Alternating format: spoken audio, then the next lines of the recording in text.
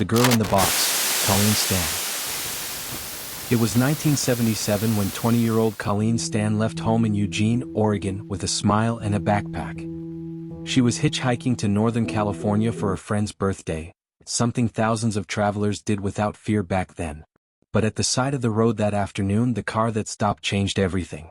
Inside sat Cameron and Janice Hooker, a polite young couple, baby in the back seat, smiles on their faces. They offered her a lift toward Red Bluff. For the first hour they chatted easily. Then Cameron pulled onto a deserted dirt road.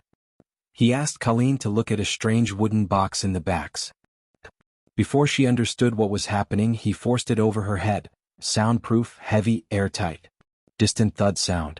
For the next 7 years, Colleen Stan was kept in captivity. By day she was locked inside a coffin-like box under the hooker's bed. At night she was forced to obey Cameron's every command. He told her a secret organization, the Company, watched everything she did and that any attempt to escape would bring death to her family. It was a psychological prison as cruel as the physical one. Neighbors visited, police stopped by for routine matters, yet no one suspected a thing. Janice Hooker, trapped in her own abusive marriage, eventually broke. In 1984 she helped Colleen escape, walking her to a bus station, watching her vanish into freedom. Cameron Hooker was sentenced to 104 years in prison. Colleen Stan went on to rebuild her life, though she still wakes some nights, hearing the sound of wood closing above her. Sometimes captivity isn't about walls or chains. Sometimes it's about fear, built carefully, one lie at a time. The Toy Box Killer, David Parker Ray.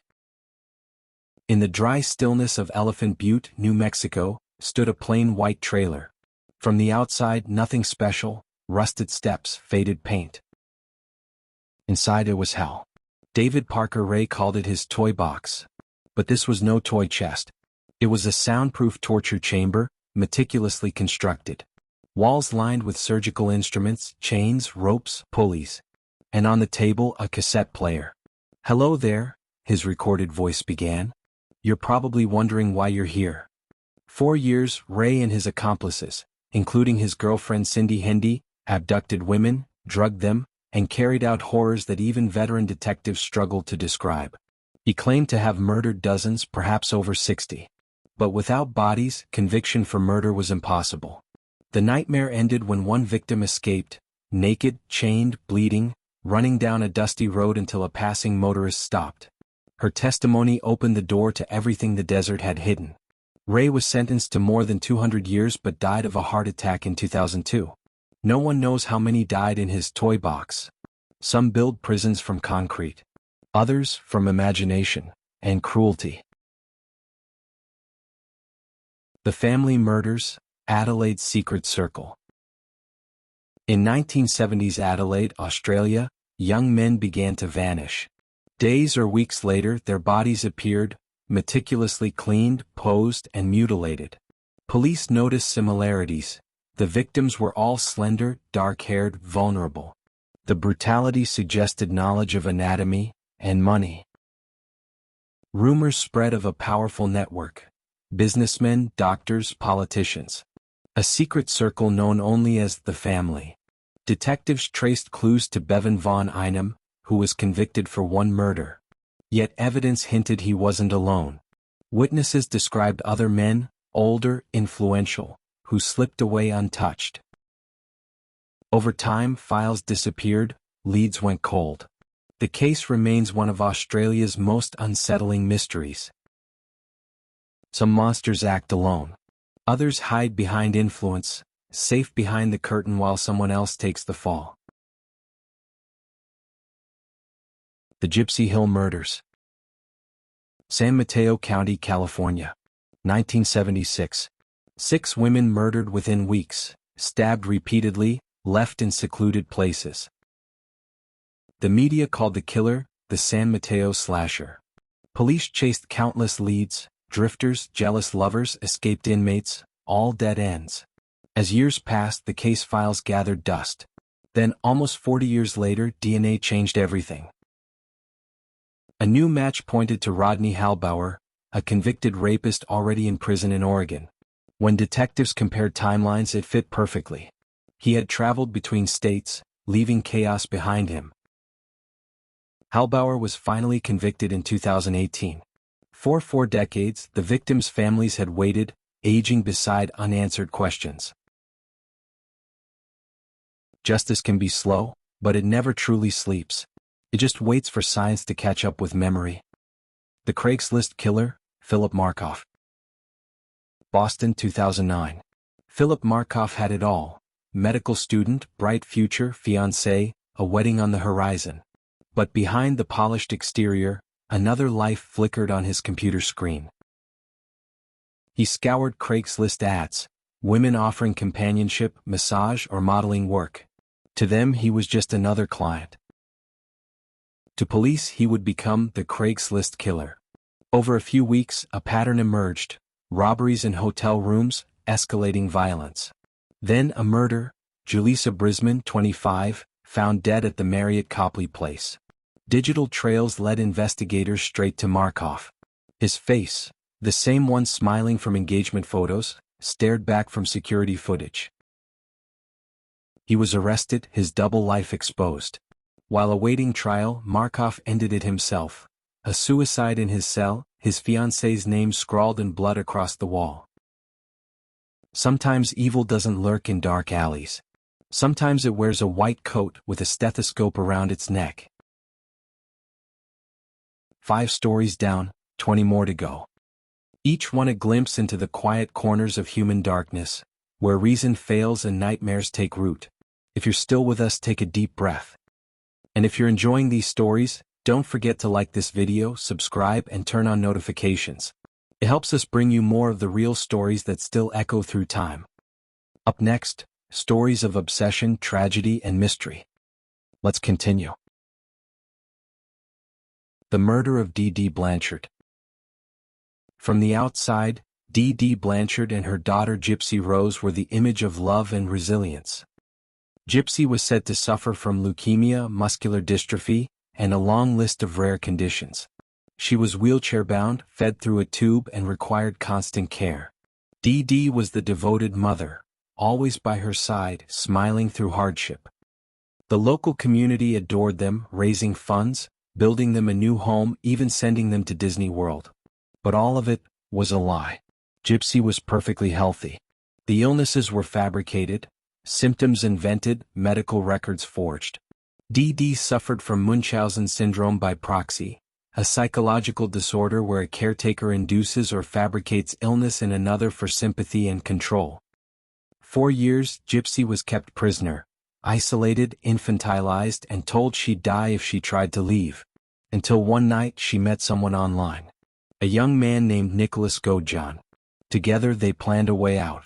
On a June night in 2015, Nicholas entered the Blanchard home and stabbed Dee to death while Gypsy hid in the bathroom, covering her ears. When police arrived, they found Dee's body and a trail of messages leading straight to Gypsy. The truth unfolded like a twisted fairy tale. The perfect mother revealed as a manipulative abuser, and the sickly daughter shown to be a healthy young woman who'd finally broken free. Gypsy Rose was sentenced to 10 years in prison, but to many she wasn't a villain. She was a victim, one who had run out of options. Sometimes the line between victim and perpetrator isn't drawn in blood, but in desperation. The Istil Woman. Norway, 1970. A hiker in the icy Istillen Valley made a grim discovery: a woman's burned body hidden among the rocks. Nearby were strange objects: bottles of gasoline, a broken umbrella, and pieces of paper with the labels scrubbed off. When investigators traced her belongings, they uncovered an even deeper mystery. In her luggage were wigs, fake identities, coded notes, and multiple passports, all under different names. No one knew who she was. No one came forward to claim her. Witnesses recalled seeing her meeting with strange men, speaking multiple languages, and checking in and out of hotels across Europe. Every clue seemed to lead somewhere, and nowhere. The final police report called it suicide. But how does a woman burn herself alive, surrounded by evidence of espionage, secrets, and false identities? 50 years later, the Istil Woman remains a ghost story, not of the supernatural but of the unknowable. Who she was, who she worked for, and what she died for, may never be known. Some secrets are buried too deep to unearth. The Hinterkaifeck Murders. Bavaria, Germany. 1922. On a quiet farm known as Hinterkaifeck, 6 people were murdered in one of Europe's most unsettling unsolved crimes. Days before their deaths, the family reported strange events. Footsteps in the snow leading to the house but not away. Tools went missing. Voices were heard in the attic. On March 31st, someone lured the family, one by one, into the barn and killed them with a mattock, a kind of pickaxe. Inside the home, 2 children and the maid met the same fate. After the murders, neighbors noticed smoke rising from the chimney. The livestock had been fed. Someone had been living there, for days, with the corpses. The killer vanished without a trace. Over 100 suspects were questioned in the years that followed, but no one was ever charged. Even the house was demolished as if to erase the memory of what happened there. All that remains now is the chilling thought that the murderer might have stood among the crowd, watching the destruction blending in with the living. The Watcher House. Westfield, New Jersey. A dream home. 6 bedrooms. A quiet, safe neighborhood. The Broaddus family thought they had found their forever home, until the letters started arriving. Each was handwritten with no return address. The writer called themselves the Watcher. They claimed the house had been watched for generations, that their family had observed its inhabitants for decades. The letters became more disturbing. The Watcher described the Broaddus children, mentioning them by nickname and describing what rooms they slept in. One letter read, "I see you've painted the walls. You shouldn't have done that. The house doesn't like it." Police investigated every lead, neighbors, delivery workers, former residents, but no one matched the DNA found on the envelopes. Fearing for their children's safety, the family never moved in. The house was eventually sold at a loss, but even today no one knows who the Watcher was or what they wanted. Sometimes, the walls that protect us also keep secrets of their own. The Murder of Junko Furuta. Tokyo, 1988. 17-year-old Junko Furuta was bright, kind, and popular, the kind of student everyone admired. But one night, while biking home, she was kidnapped by 4 teenage boys, classmates she barely knew. What followed is one of the most disturbing crimes in Japan's history. For 44 days, Junko was held captive in a house owned by one of the boys' parents. She was beaten, tortured, and assaulted relentlessly, yet she never broke. Neighbors heard screams but dismissed them as teenage noise. When her body was finally found, hidden in a drum filled with concrete, the truth stunned the nation. The boys were caught, but because of their age they were tried as minors. The longest sentence given was just 20 years. Justice in this case felt like another cruelty. Junko's parents were left not only with unbearable grief, but the knowledge that her killers would walk free as grown men. Some stories don't fade with time. They echo. 10 stories. 10 lives shattered by secrets, power, and cruelty. And yet, these are just fragments of a world that hides far darker truths. If you've made it this far, take a moment, stretch, breathe, and maybe turn on a light. And if you're finding this journey through the shadows compelling, remember, it truly helps when you subscribe, like, and share. It lets us keep exploring the stories that history tried to bury. Up next, a descent into some of the most mysterious and horrifying cases ever recorded. From isolated farms, to anonymous killers, to those who thought they could outsmart the truth. The Mystery of Elisa Lam. Los Angeles, 2013. The Cecil Hotel, an old, decaying building downtown, known for its long history of suicides, crime, and strange events. When 21-year-old Elisa Lam checked in, she was just another traveler, a college student exploring California, posting her journey online. But then, she vanished. 2 weeks later, guests began complaining about low water pressure and strange-tasting water.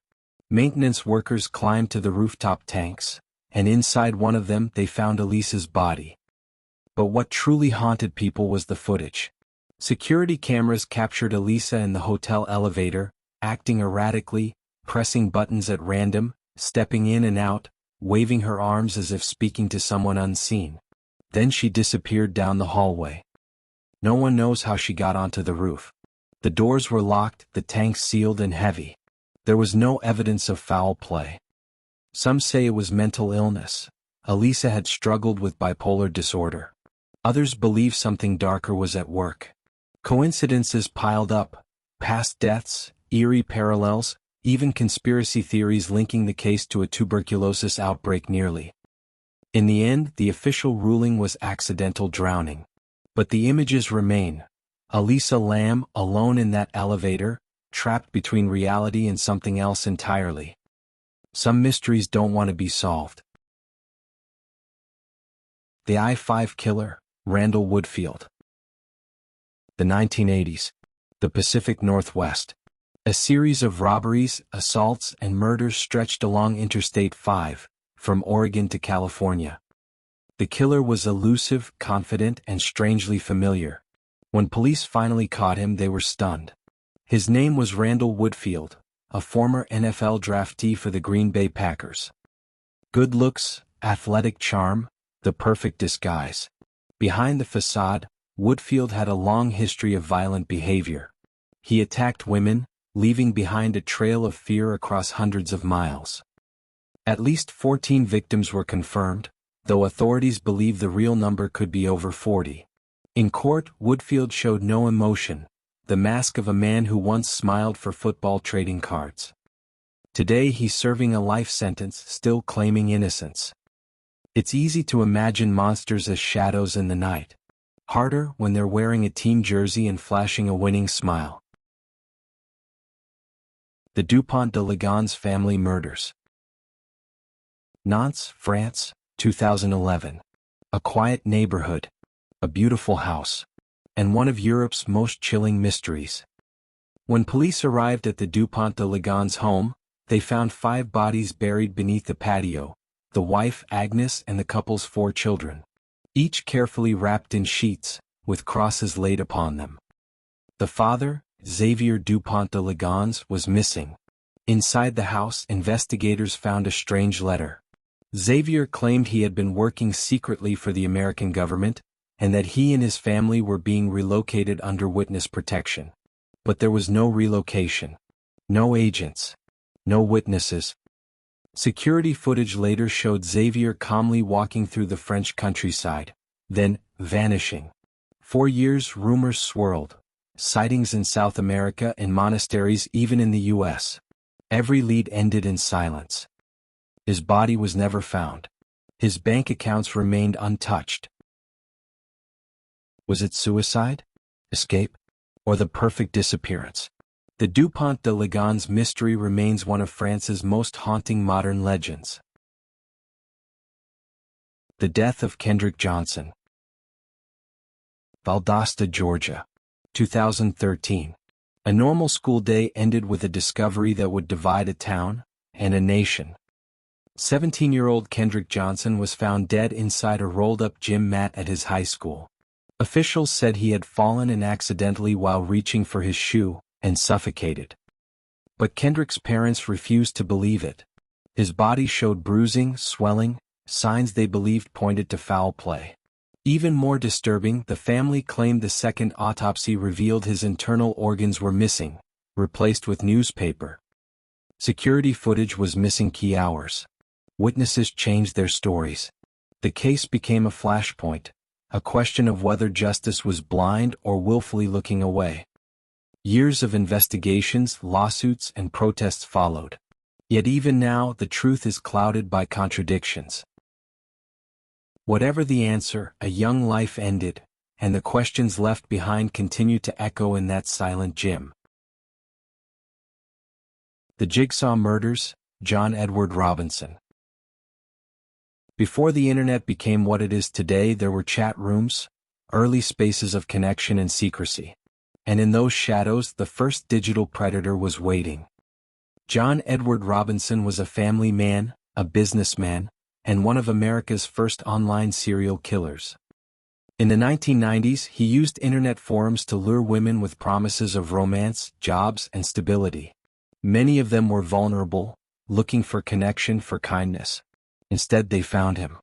Robinson would gain their trust, meet them in person, and they would vanish.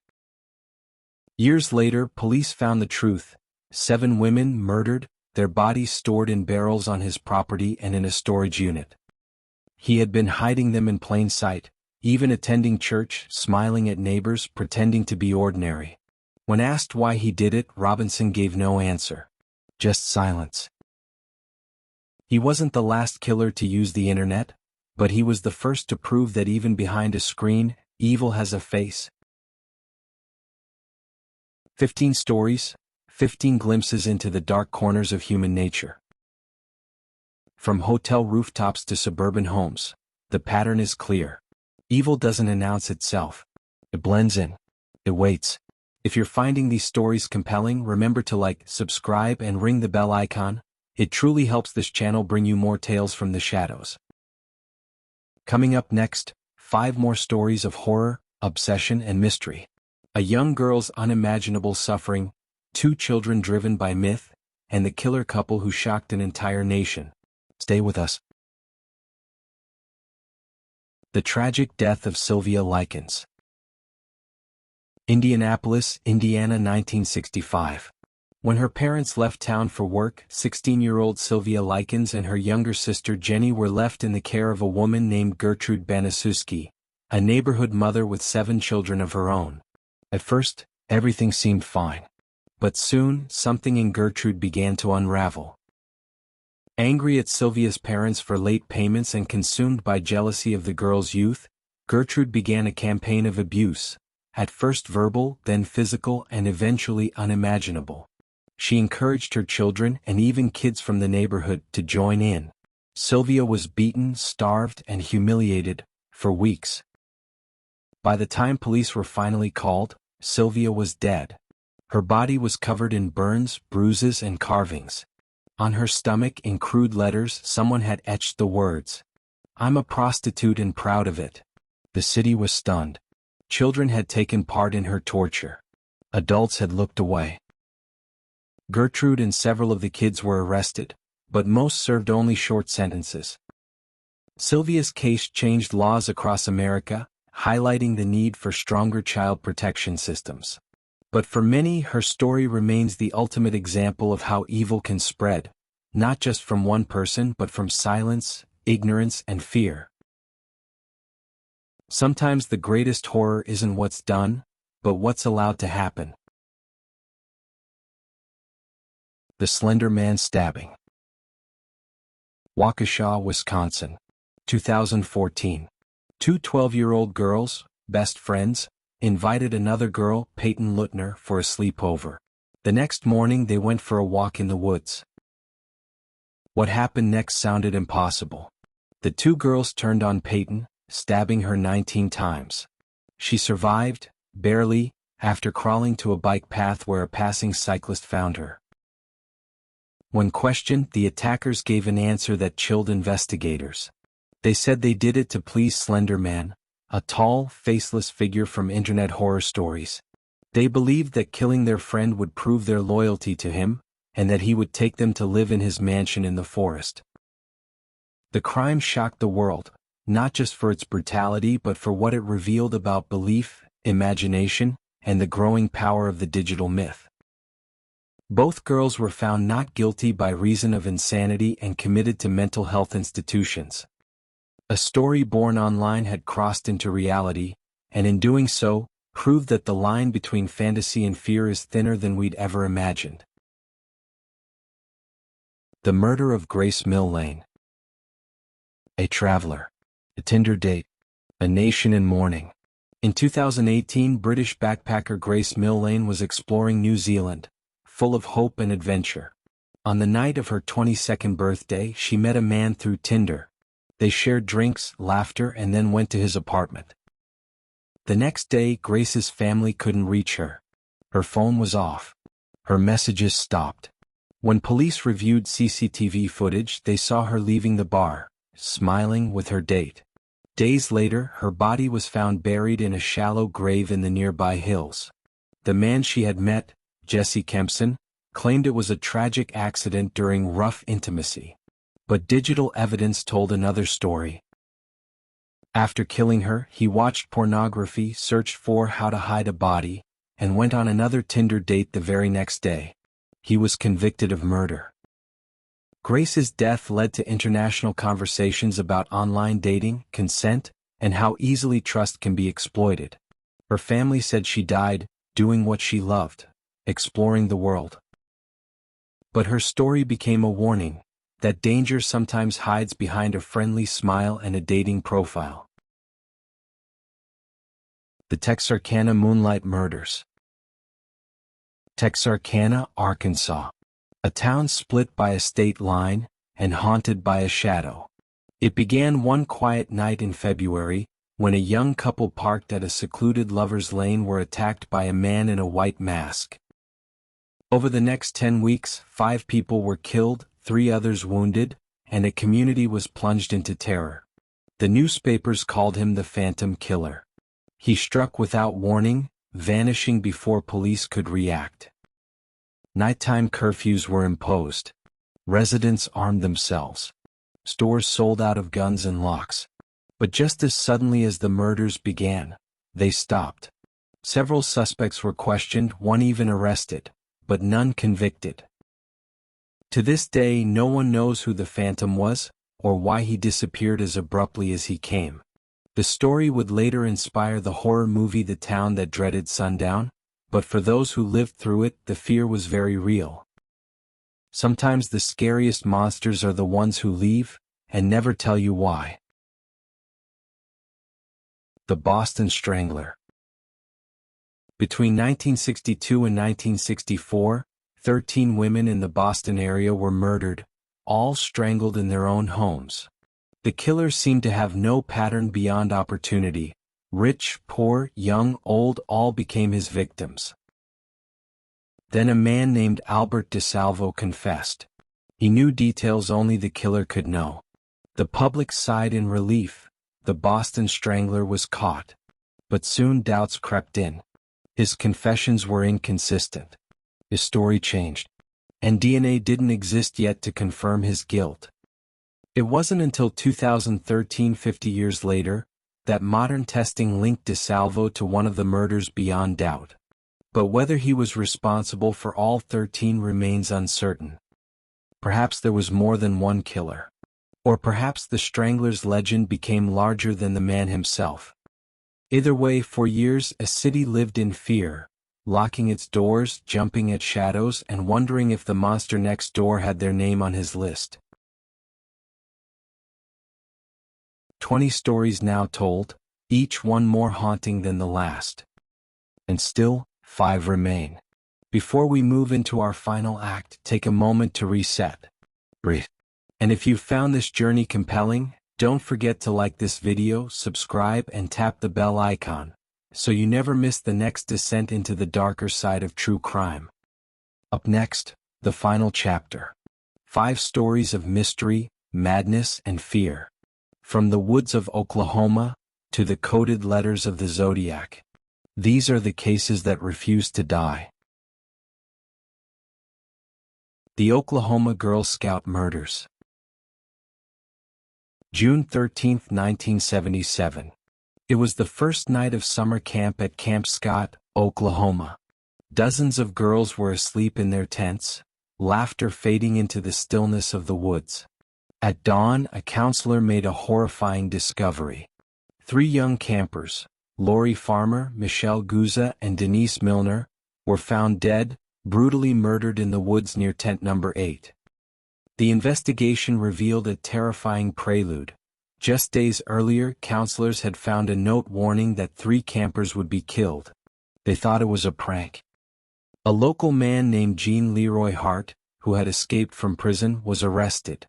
Evidence linked him to the area, his DNA, the stolen flashlight used in the attack. But at trial, the evidence was ruled insufficient.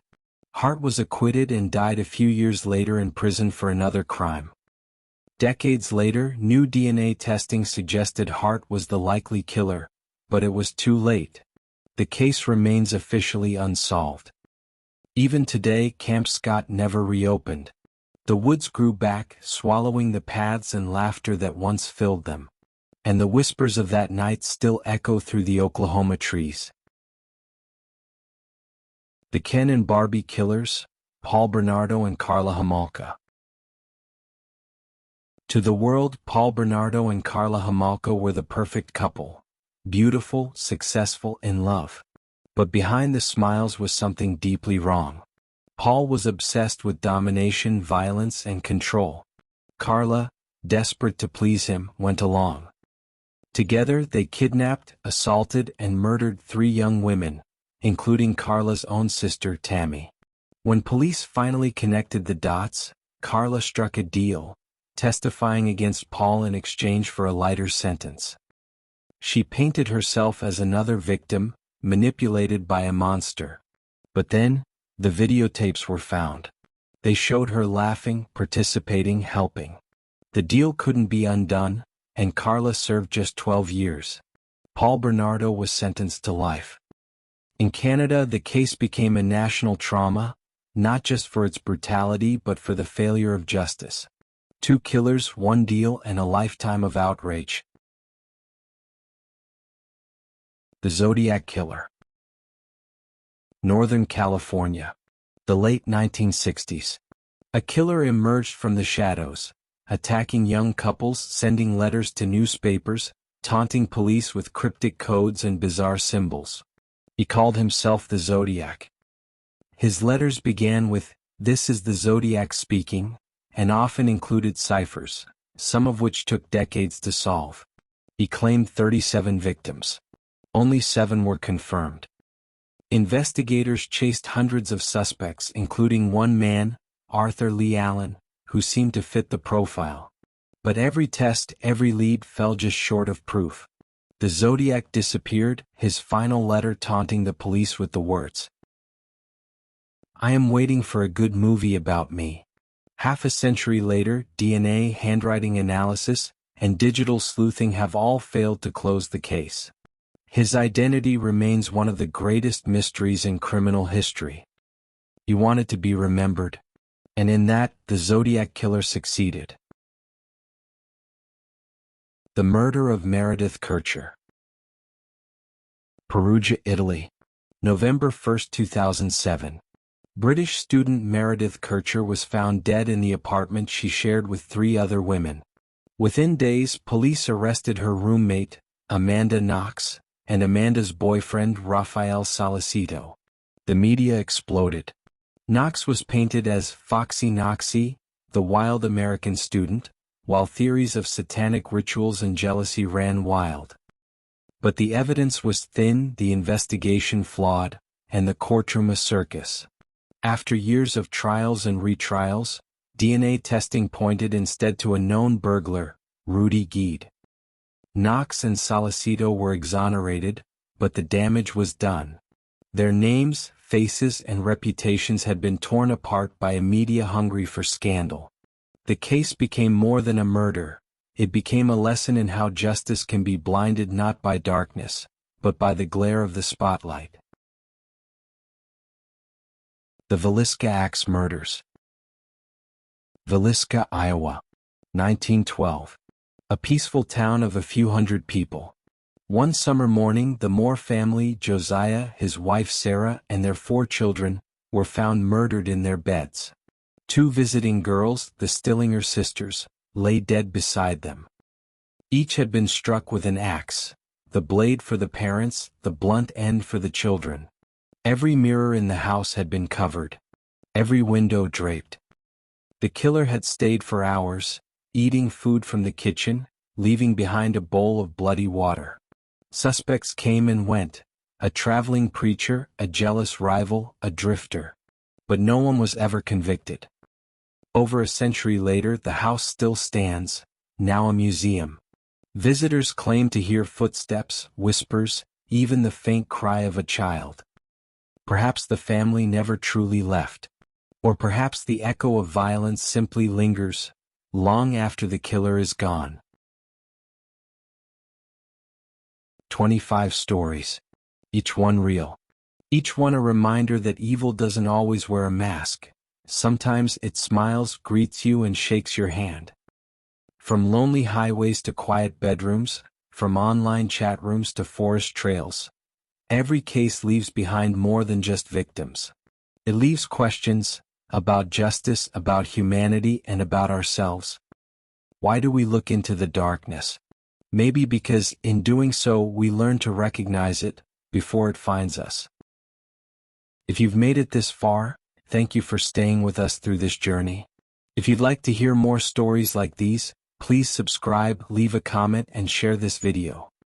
It truly helps keep these stories alive, and helps us remember the people who can no longer speak for themselves. Until next time, stay safe. And remember, the scariest stories are always the true ones. There's a certain kind of silence that only falls after tragedy. It lingers in the air, heavier than grief, more persistent than time. That silence is where true crime lives, in the spaces between the facts, the whispers that refuse to fade. Welcome to Echoes of Crime, a journey through the true stories that have haunted the Netherlands, Belgium, and beyond. Each case we'll explore tonight is real. Each victim once walked the same streets, shared the same fears, lived the same ordinariness of life, until everything changed. In this first chapter, we turn our attention to the Netherlands. A country known for its calm landscapes, its villages surrounded by water and windmills, its people measured and practical. But beneath that calm, darkness has surfaced more than once, and when it did, it shook the Dutch people to their core. We begin in Friesland, 1999.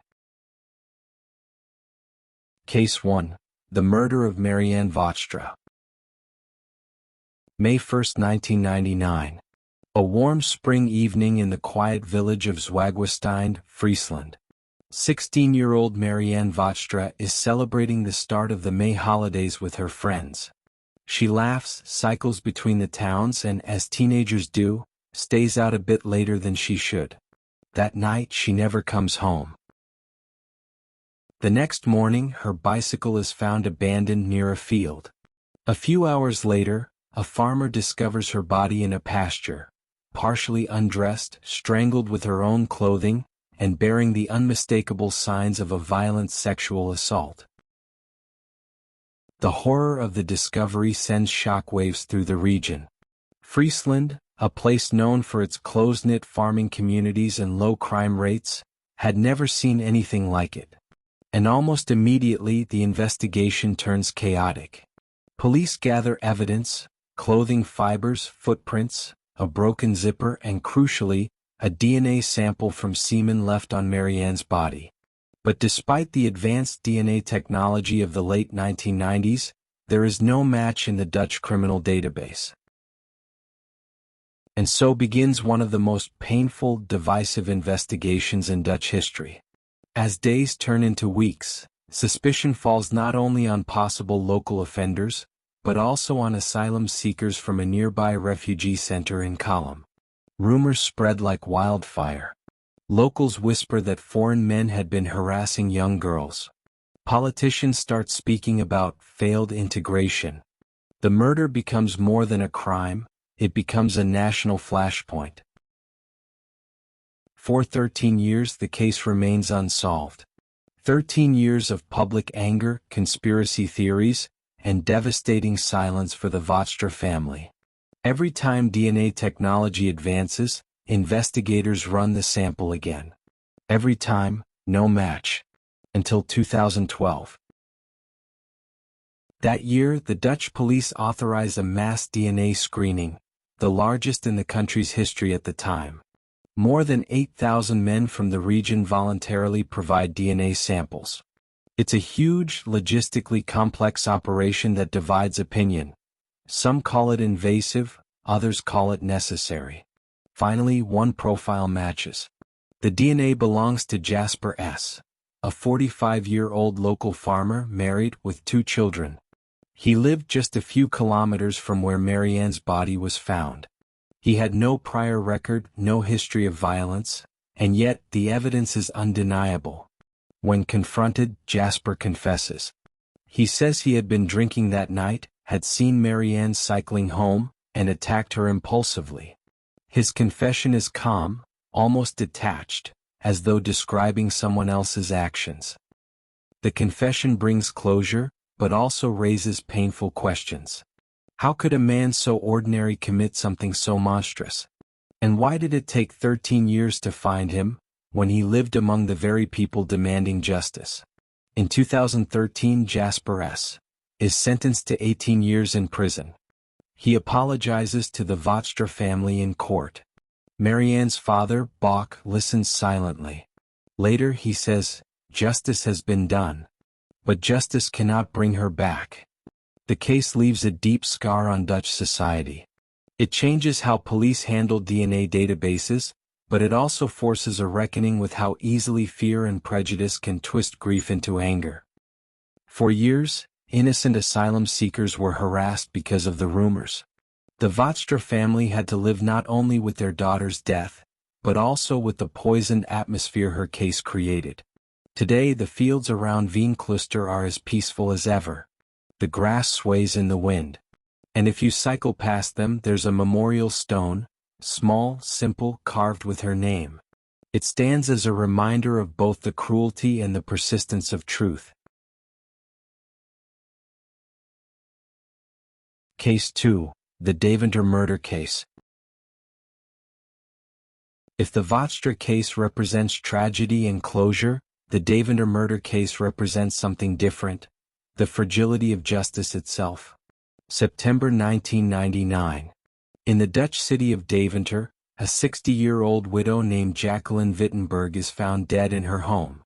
She had been strangled and her body left in the living room. There are no signs of forced entry. Almost immediately, suspicion falls on Ernest Loos, her tax advisor and a trusted acquaintance. He was one of the last people to speak with her.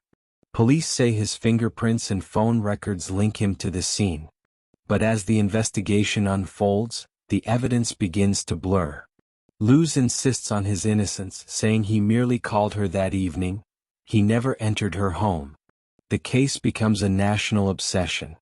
Newspapers call it the perfect Dutch whodunit. Theories flood TV talk shows. Experts debate fiber traces and timelines. It's forensic detail versus human intuition, science versus speculation. In 2000, Loos is convicted of murder and sentenced to 12 years. But on appeal, the verdict is overturned. The court rules that the evidence was circumstantial. He's released. Then in 2003, the case takes a stunning turn. New DNA evidence, a trace of Loos' DNA found on Wittenberg's blouse, is discovered. The prosecution reopens the case and Loos is convicted again. He's sent back to prison, now serving 12 years for a crime he continues to claim he did not commit. What makes the Deventer case so haunting isn't only the possibility of a wrongful conviction. It's what happened next. In 2005, investigative journalist Peter R. de Vries, one of the Netherlands' most famous crime reporters, takes on the case. He believes Loos is innocent. His televised investigations uncover inconsistencies, chain of custody issues with the DNA, the possibility of contamination, even alternative suspects who were never properly investigated.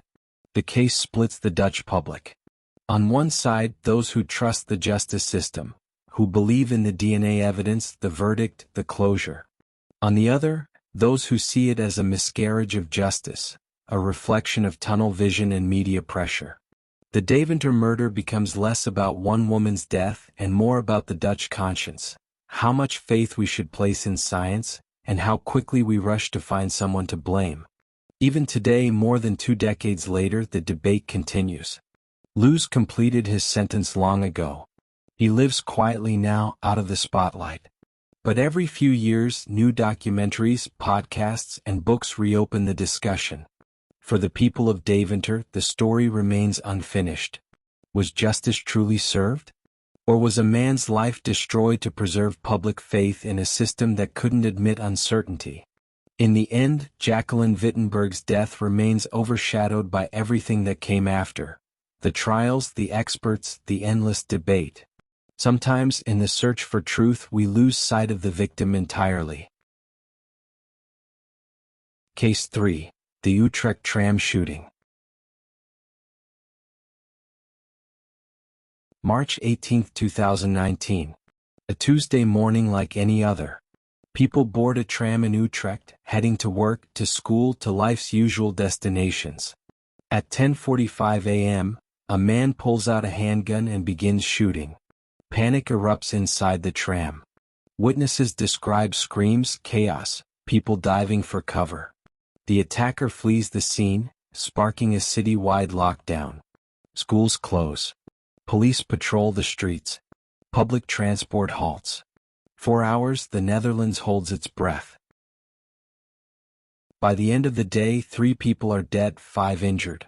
The suspect, Gökmen Tanis, a 37-year-old man of Turkish descent, is arrested after a massive manhunt.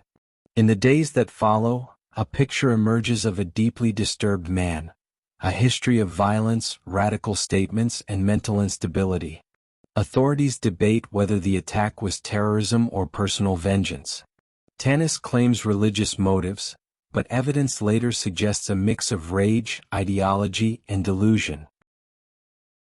During his trial, Tanis shows no remorse.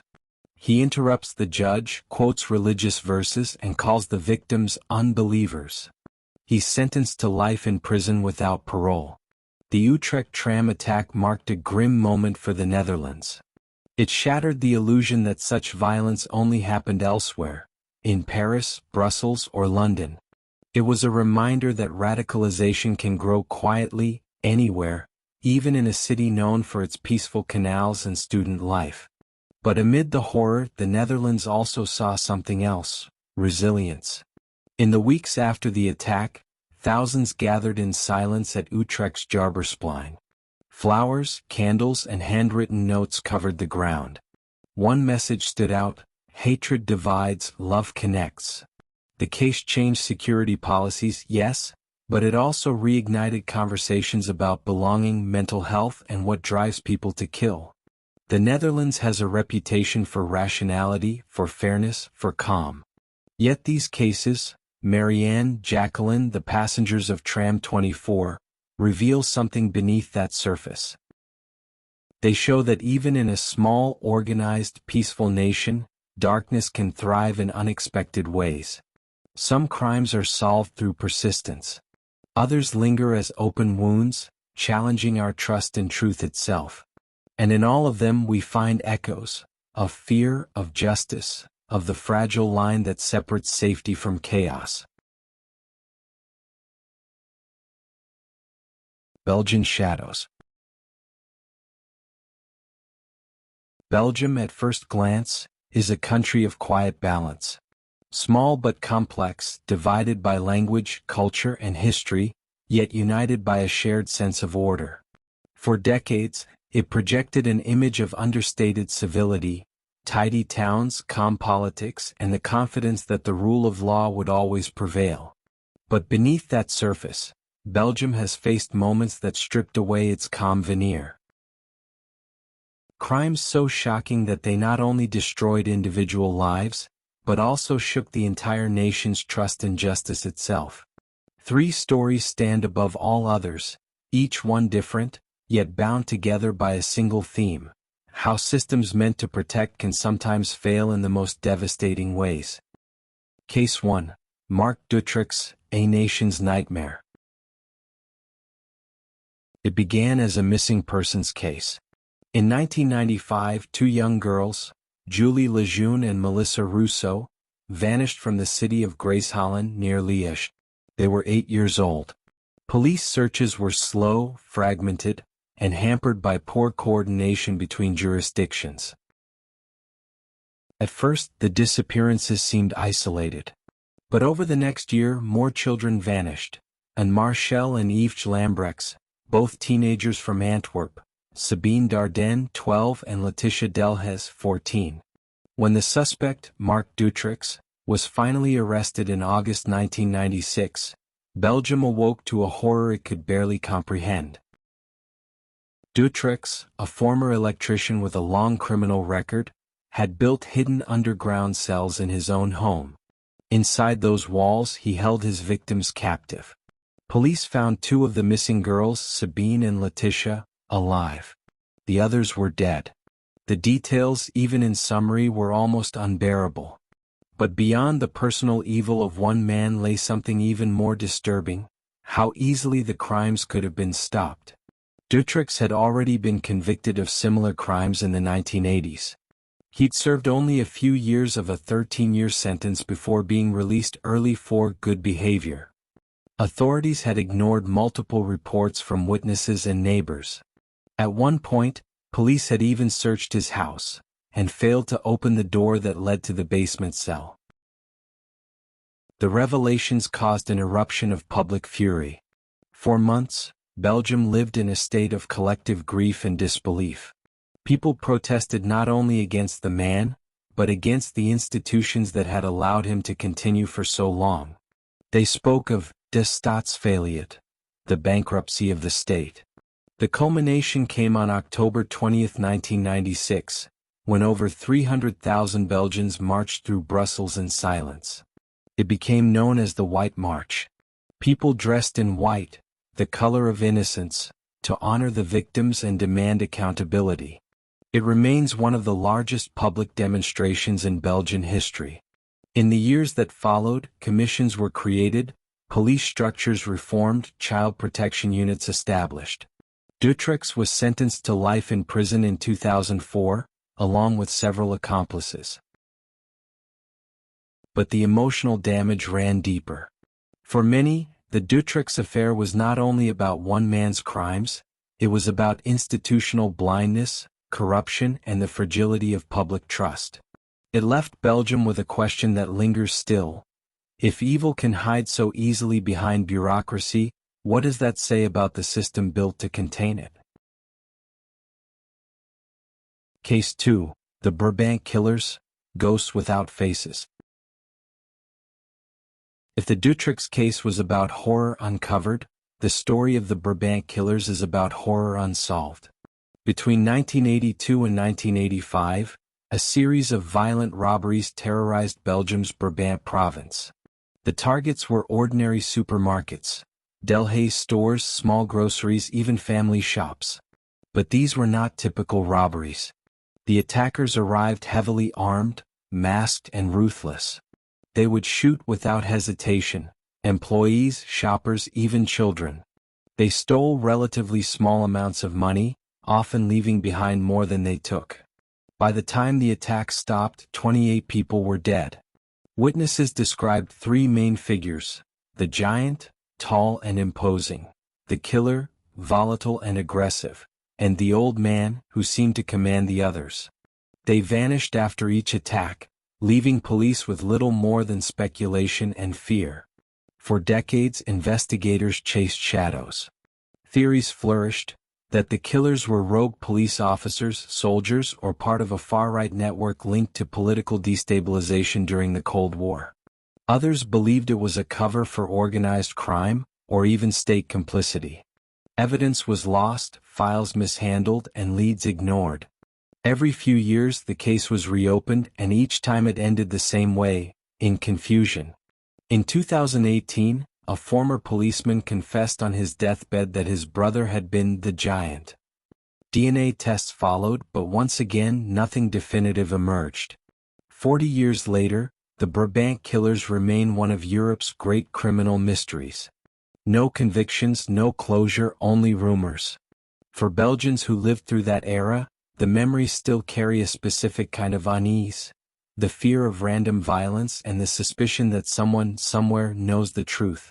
The case transformed how Belgium viewed its own institutions. The idea that law enforcement could be either complicit or incompetent became a national wound, one that still itches every time an old file is reopened or a new theory surfaces.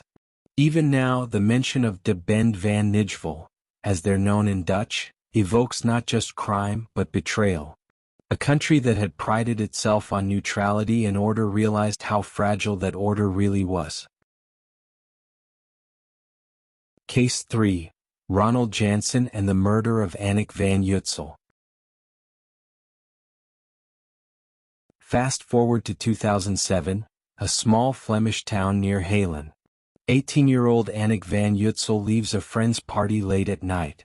She sends a text message around 3 a.m., and then disappears. Her bicycle is found days later in the Albert Canal, perfectly intact. A week after that, Annick's body is discovered nearby, wrapped and weighed down. 4 months, the case remains unsolved. Her family pleads for answers. The community organizes vigils, posters, and appeals on television. Then, in January 2010, police arrest Ronald Jansen, a respected schoolteacher from Loxbergen. Outwardly, Jansen had been the image of normalcy, polite, quiet, teaching technical drawing at a local school. But behind that mask lay a double life marked by control, violence, and manipulation. After hours of questioning, Jansen confesses not only to killing Annick, but also to the murders of 2 other people, Shana Appeltans and Kevin Paulus, a young couple from Halen. His confessions are chilling in their detachment. He describes his actions as if recounting an experiment, methodical and without visible emotion. For Belgium, already scarred by Dutrecht's, the discovery of another predatory killer living in plain sight reopened old wounds. Once again people asked, how could this happen again? How many monsters live quietly among us, unnoticed? Jansen was convicted and sentenced to life imprisonment in 2011. During his trial, he offered no apology, no remorse. For Annick's family, justice brought a measure of peace, but never healing. Her mother once said, "We wanted the truth, but the truth is unbearable." Belgium's reckoning. Taken together, these 3 cases form something larger than crime stories. They mark Belgium's painful confrontation with its own systems, with how power is used, how trust is lost, and how memory can both heal and haunt. The Dutrecht's case revealed institutional decay. The Brabant killers exposed the persistence of mystery and distrust. And the Jansen murders reminded Belgians that evil is not a historical footnote.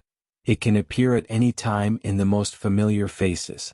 Sociologists later described the 1990s and early 2000s as Belgium's era of disillusionment. For a small, bureaucratic nation once seen as predictable and stable, this series of crimes felt like an existential crisis. But from that darkness, some light emerged. The White March forced real reforms, a reorganization of police structures, improved child protection laws, and better interagency communication. Belgium became one of the first European countries to establish a centralized missing persons unit. Still, the scars remain. Ask anyone who lived through those years and they'll tell you, it was not just about fear of crime. It was about fear that no one was really in control. Even today, the names, Dutrecht's, Brabant, Jansen, carry an almost mythic weight. They're shorthand for betrayal, for mistrust, for the moment Belgium looked into the mirror and didn't like what it saw. The Netherlands had its moments of tragedy and doubt, but Belgium's crises were something else, systemic, collective, and transformative. Out of horror came activism. Out of failure came reform. And yet, beneath every progress report and every commemorative speech, there remains a quiet question. Could it happen again? Because if there's one lesson both countries have taught the world, it's that no society, no matter how orderly or peaceful, is ever entirely safe from the shadows it creates. Across borders. Europe is often described as a continent of small distances and long memories. Crossing a border may take only minutes, but the histories that shape those borders run centuries deep. In crime, those invisible lines mean even less. Violence, mystery, and obsession travel freely. So do the stories we tell about them. By the early 1990s, the European true crime landscape had changed. Serial killers were no longer just an American phenomenon. The 24-hour news cycle and later the internet ensured that any disappearance, any headline, could ripple across nations. In this part of our story, we look at 3 cases that moved through that new, connected Europe: the celebrity criminal, the missing child, and the vanished traveler. Case 1, Jack Unterweger, the killer who became a star.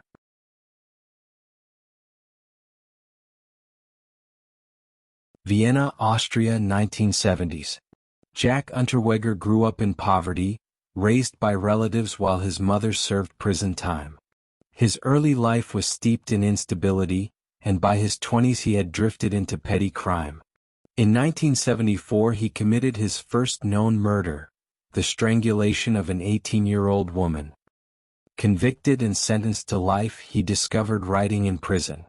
His stories, semi-autobiographical tales of street life and alienation, began appearing in literary magazines. Critics hailed him as a raw, authentic voice of the underclass. By the mid-1980s, Unterweger had become something of a cause célèbre among Austrian intellectuals who argued that he was a reformed man, a symbol of the rehabilitative power of art. In 1990, after serving 15 years, he was paroled.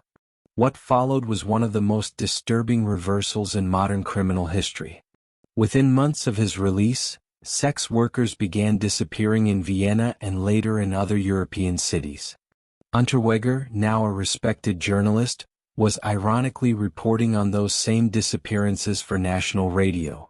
He traveled, interviewed police officers, attended conferences on crime, and lived among the very investigators searching for him. For more than a year he played that dual role, celebrated reformer and active predator. The facade collapsed only after Austrian detectives connected a pattern of killings in Austria, Czechoslovakia, and Los Angeles, all sharing his travel dates and identical forensic signatures. Arrested in 1992, Unterweger maintained his innocence with theatrical confidence, performing for cameras as if still writing his own narrative. The evidence, however, was overwhelming. In 1994 he was convicted of multiple murders and sentenced to life without parole. That same night he took his own life in his cell. For Austria the case was a brutal reckoning. The intellectual community that had championed him faced accusations of naivete. The justice system faced scrutiny for how easily charisma had been mistaken for rehabilitation. Unterweger became a cautionary figure, the writer who turned redemption into deception, and a reminder that storytelling can both reveal and conceal truth. Case 2, Madeleine McCann, the world's missing child. May 3, 2007. The Algarve coast of Portugal. A quiet resort in Praia da Luz, white villas overlooking the sea. A British family on holiday. Sometime after 9 p.m., while her parents dine nearby, 3-year-old Madeleine McCann disappears from her bed. Within hours the resort becomes the center of a global media storm. Local police launch searches, British tabloids dispatch reporters, satellite trucks arrive. The child's image, blonde hair, green eyes, circulates across the world in days. It is one of the first missing person cases to unfold in real time on the internet, magnified by social media, amplified by speculation. As the days turn into weeks, the investigation falters. Communication gaps between Portuguese and British authorities breed mistrust. Potential witnesses are misquoted, leads mishandled. And then comes the turn that will define the case for years. The parents themselves are declared formal suspects by Portuguese police. For months, the story transforms from search to scandal. Public opinion divides sharply, some convinced of parental involvement, others seeing only bureaucratic failure and media exploitation. When the Portuguese prosecutor later clears the parents of all suspicion, the damage to their reputation is already done. Despite thousands of reported sightings across continents, Madeleine is never found. Successive investigations, British, Portuguese, German, each claim partial progress, but none produced definitive answers. In 2020, German authorities identify a convicted offender who had lived in Portugal at the time as a prime suspect. The inquiry continues, Evidence slowly accumulated, but no conclusion yet reached. The McCann case became more than a tragedy, it became a mirror held up to modern society. It showed how information moves faster than truth, how empathy can be twisted by obsession, and how a missing child can become a global commodity in the marketplace of attention. Every few years new documentaries reignite public interest, often repeating the same cycle: hope, outrage, fatigue. 16 years on, the empty bed in apartment 5A remains one of Europe's most haunting symbols, not only of loss but of how we consume it. Case 3, Lars Mittank, the vanished backpacker. July 2014, Bulgaria's Black Sea coast. 28-year-old German tourist Lars Mittank is on holiday with friends in the resort town of Golden Sands. The trip seems ordinary: beaches, cheap hotels, football on television, until a minor dispute at a bar leads to a brief scuffle with other tourists. Lars injures his ear. A local doctor advises him not to fly until the injury heals. His friends return to Germany. Lars stays behind for a few days to recover. During that short isolation, his behavior changes. He calls his mother, sounding anxious, convinced that someone is following him. He switches hotels in the middle of the night, sends erratic text messages, and finally books an earlier flight home. The next morning, security cameras at Varna airport capture his last known moments. He enters the terminal, visits the airport clinic, then suddenly bolts, running out of the building, leaving his luggage behind, sprinting across the parking lot and into a nearby field. He is never seen again. Searches cover miles of countryside. Police find no sign of foul play, no confirmed sightings, no remains. The theories multiply: undiagnosed concussion, drug reaction, paranoia triggered by medication, or something more sinister. Because his final minutes were captured on video and shared online, the case becomes one of the internet's most replayed mysteries. Reddit threads, YouTube analyses, amateur investigations, each attempting to decode the look in his eyes, the direction of his run, the meaning of his words. What the disappearance of Lars Mittank illustrates is the new landscape of global true crime, one where collective curiosity replaces official closure.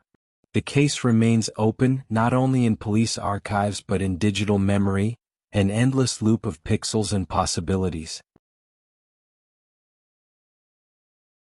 The borderless era of obsession.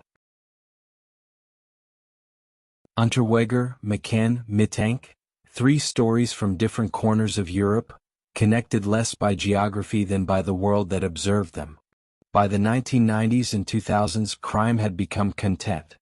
Satellite television and later the internet collapsed distance. Every tragedy became immediately public, instantly analyzed, eternally archived. This shift changed how justice works. Investigations unfolded under the gaze of millions. Suspects and victims became characters. Truth competed with narrative. Sometimes that exposure helped, spreading witness appeals, generating tips. Often it blurred fact and fiction until they were indistinguishable. Sociologists now speak of the forensic spectator, the citizen who follows every update, evaluates every clue, and feels a kind of participation in solving a case. The collective investigation can bring new information, but it also creates its own distortions. Rumors that outlive evidence, digital witch hunts, the fatigue of endless unresolved stories. The European Union's open borders made it easier for criminals to move, but also for justice to cooperate.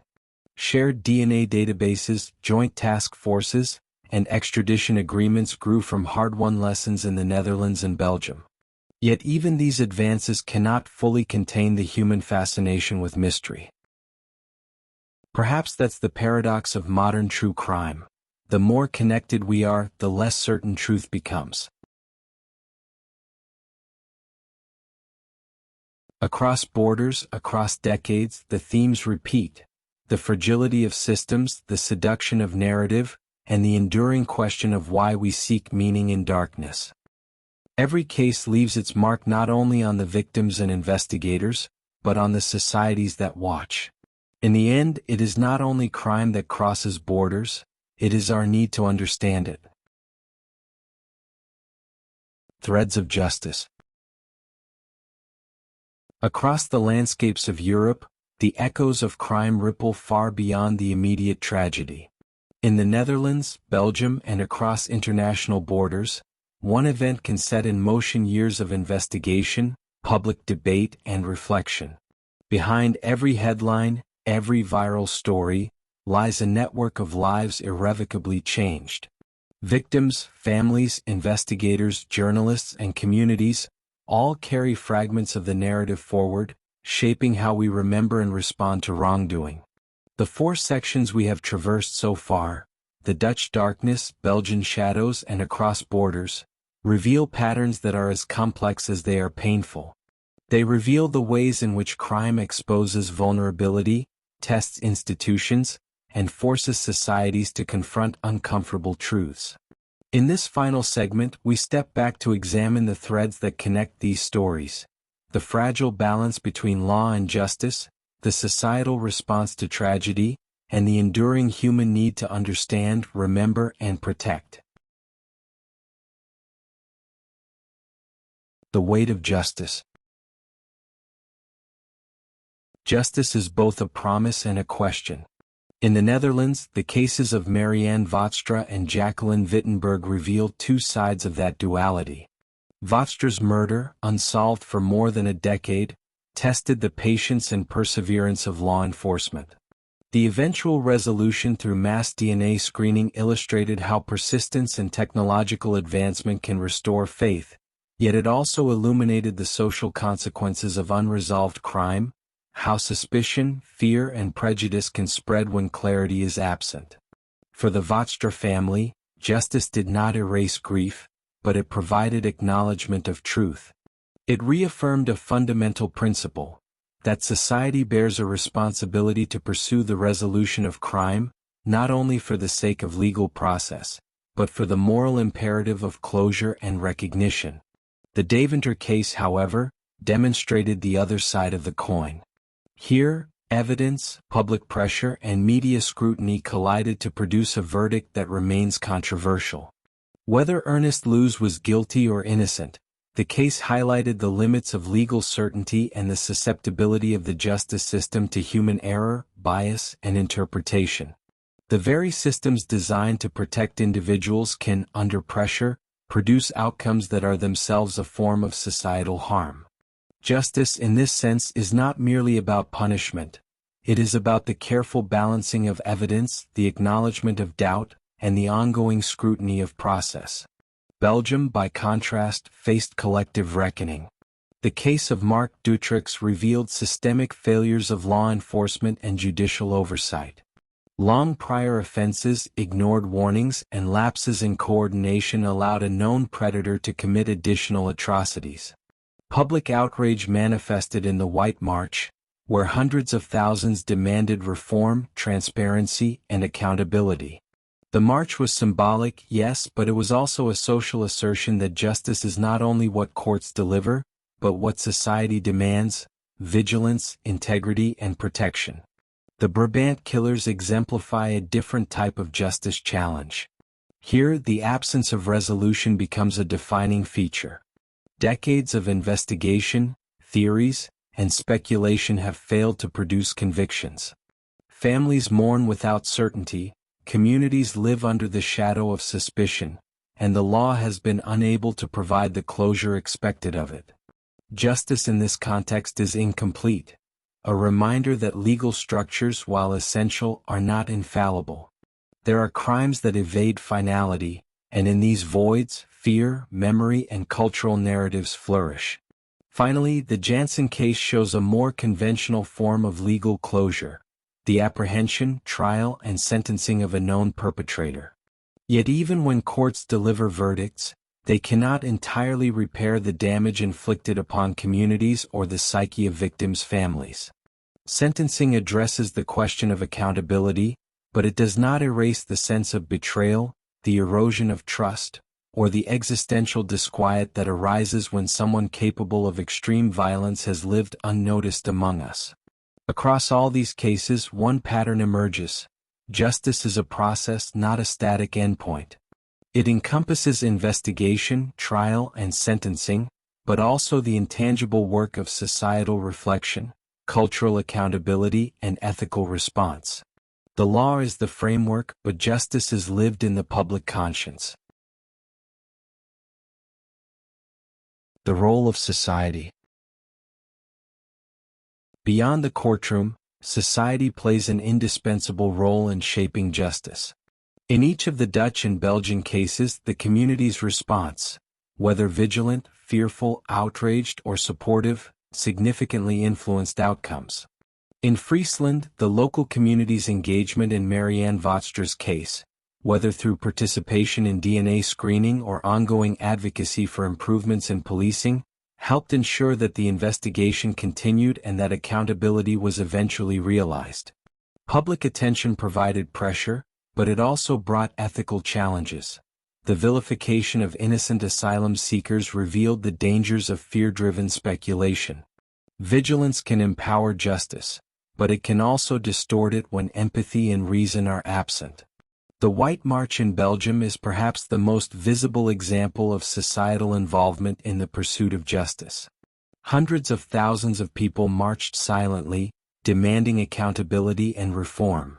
This collective action reshaped national policies, restructured investigative protocols, and forced government agencies to confront long-standing deficiencies. Society, in essence, became a partner in justice, not merely a passive observer. On the international stage, the cases of Jack Unterweger, Madeleine McCann, and Lars Mittank demonstrate how global society interacts with justice in new and unprecedented ways. Unterweger's crimes revealed the dangers of public perception influencing trust in rehabilitation. McCann's disappearance demonstrated how the global community can amplify both urgency and confusion, creating a pressure cooker environment that intersects with official investigations. Mittank's disappearance exemplifies how the digital age transforms society into an investigator, millions following, theorizing, and documenting a case that may never reach resolution. These dynamics illustrate a new dimension of justice. In an era of connectivity, accountability extends beyond local law enforcement to a collective cultural conscience.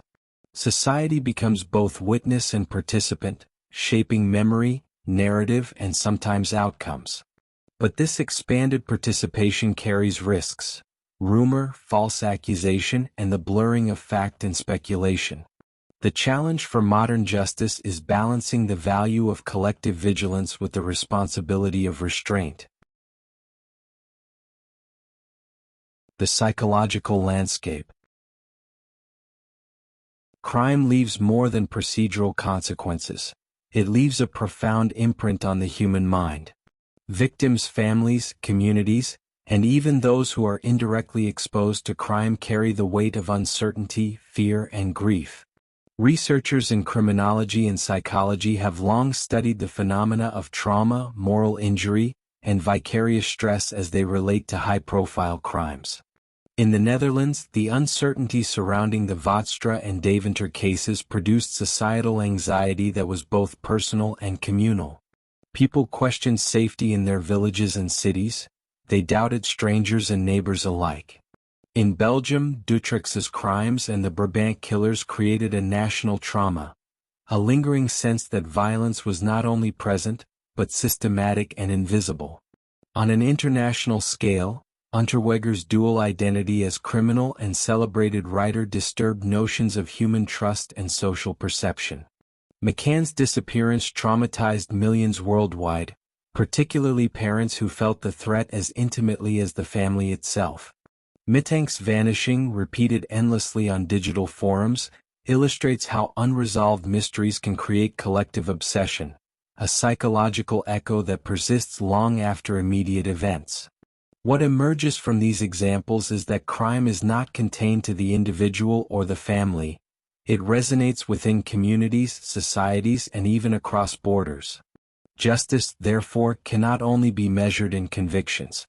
It must also address the mental and social consequences of crime, the fissures it leaves in the public psyche, and the ongoing efforts to reconcile fear with understanding. Reform and lessons learned. If there is hope within this darkness, it is found in the reforms these cases inspired. Across the Netherlands and Belgium as well as internationally, policy and practice have evolved to address the vulnerabilities exposed by tragedy. DNA databases and mass screening emerged as essential tools for solving previously intractable cases. Interagency collaboration improved in response to systemic failures, particularly after Belgian scandals highlighted communication gaps. Child protection policies were strengthened, reflecting the urgent need to protect vulnerable populations.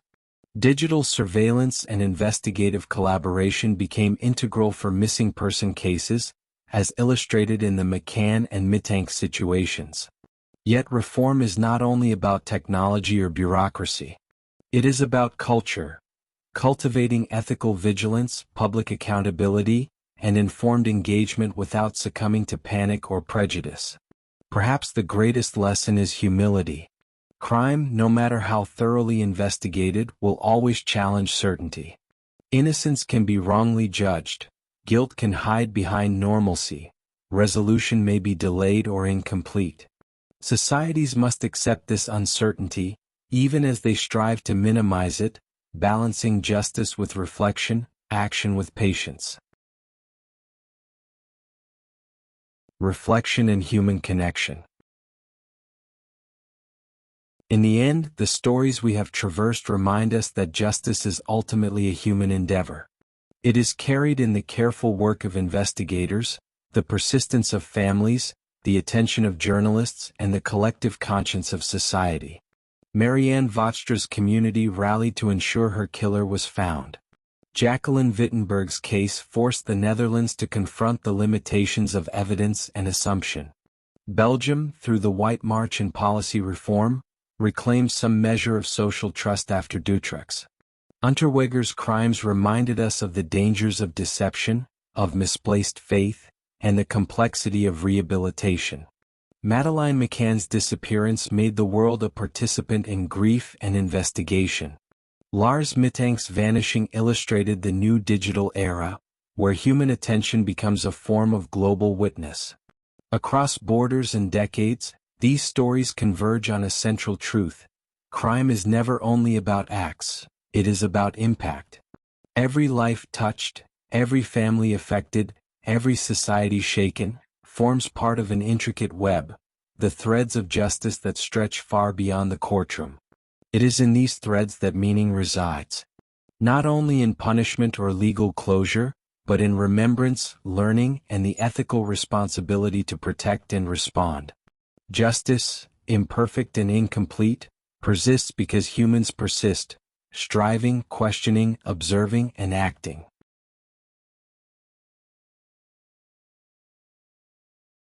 As we conclude this journey, it is worth reflecting on what unites all these cases: vulnerability and resilience, darkness and response, tragedy and the enduring human drive to understand.